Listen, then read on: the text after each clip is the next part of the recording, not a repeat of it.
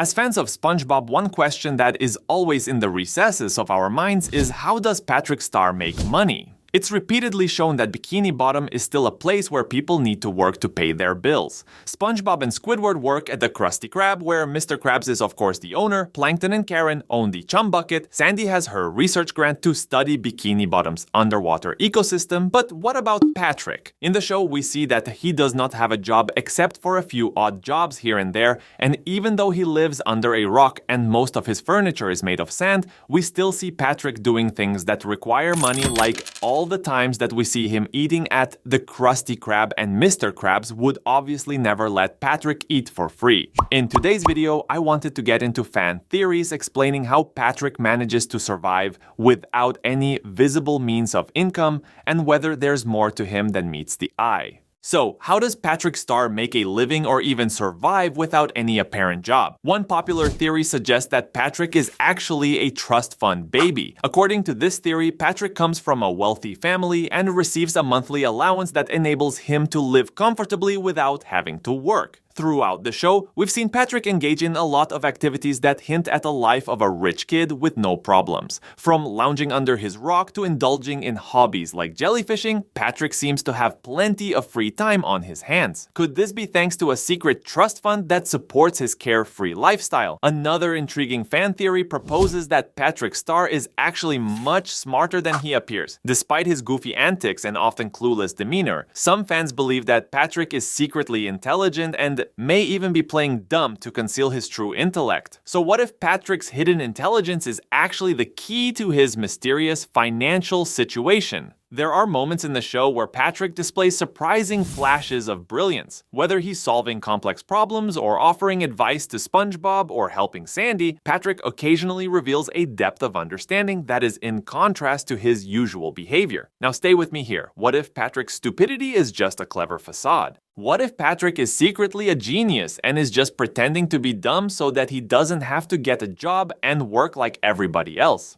We have already seen theories online on him being a secret genius, so why wouldn't he find a way to not have to worry about working? There was an episode way back in season 3. It was one of the more controversial episodes where Patrick and SpongeBob become parents to a baby scallop. They make SpongeBob the stay-at-home mom and they make Patrick the working father. We later find out that Patrick was pretending to go out and work while SpongeBob was taking care of the baby. In the episode, SpongeBob and Patrick hear a noise in the middle of a coral plant, then realize that it was a baby scallop making noise, who is all alone and helpless with no parental guardian in sight and has yet to develop the ability to fly. They then take it in and name it Junior and started raising it as their own, with SpongeBob being the mother and Patrick being the father. We then see a montage of SpongeBob and Patrick going out dressed as parents and taking Junior on different adventures. The next morning, Patrick eats breakfast and then explains that he has to go to work since he is the father, leaving SpongeBob to do all the housework. He promises to give SpongeBob a break when he gets home. Eventually, he returns home but is supposedly exhausted from work and then tiredly decides to sit on the chair and watch TV for the rest of the night. This goes on for several days until SpongeBob realizes that Patrick was a lazy father figure who broke his promises to help him with Junior. Fed up with Patrick's laziness, SpongeBob lashes out at Patrick, showing him all the diapers that Junior used, including on Squidward's house from the outside. Patrick feels bad and promises to come home at 6 p.m. to give SpongeBob the whole night off. But Patrick, back to his old lazy self, ends up coming home even later at 12 a.m. because apparently there was a party at work. SpongeBob, disappointed in Patrick, confronts him on his broken promise and laziness, and Patrick gets annoyed with his constant nagging. SpongeBob follows Patrick, who angrily said that he was going back to work, only to find out that work consists of Patrick watching television under his rock all day. That episode, though hilarious, always confused me. I wondered why they didn't switch roles since SpongeBob actually has a job and Patrick does nothing all day. SpongeBob should have been the working dad and Patrick the stay-at-home mom, but it also showed me that Patrick can be deceiving, and his actions in this episode says a lot. Like, if he is smart enough to pretend to be a hard-working dad, he is smart enough to pretend to be stupid so he does not have to work. Some people seem to think that he gets unemployment benefits because Bikini Bottom's government is is probably progressive, but there is a theory that kind of plays on this one.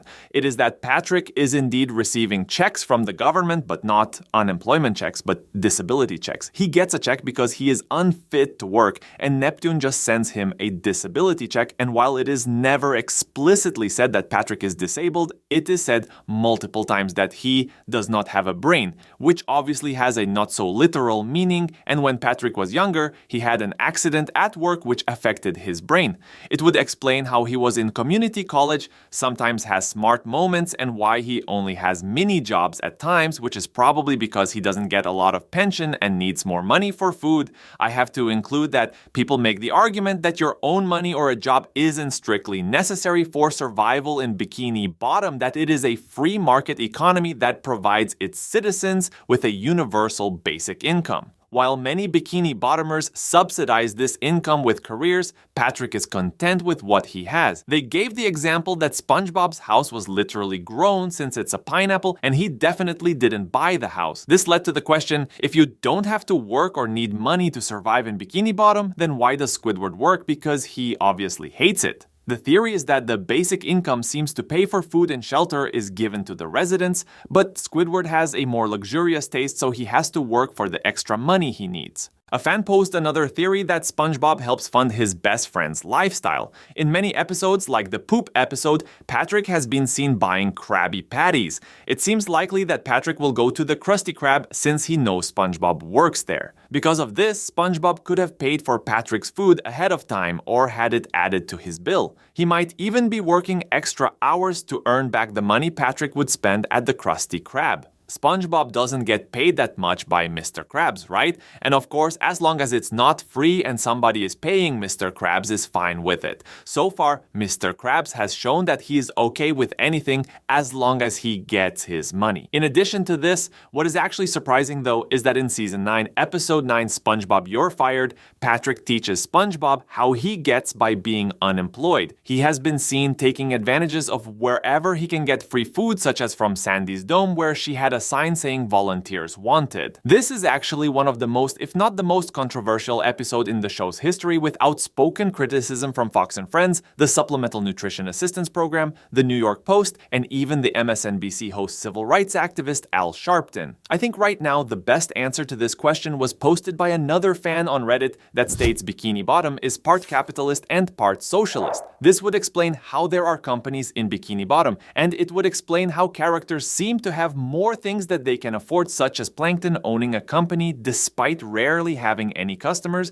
and Squidward owning a nice house despite working a very low-paying job. I think that they do this with a universal basic income, which would allow characters to own a lot of things despite not seen making a lot of money. But imagine a scenario where Patrick Star is not just SpongeBob's dim-witted best friend, but a cunning strategist who pulls the strings from the shadows. Could it be that Patrick's true genius lies in his ability to navigate the world of business and finance without ever letting on? Let me know your thoughts down in the comment section below. How do you think Patrick is able to afford to live? Do you agree with any of these fan theories? Please don't forget to also subscribe to this channel, like this video, and turn on post notification. It helps the algorithm or something. Thanks for watching.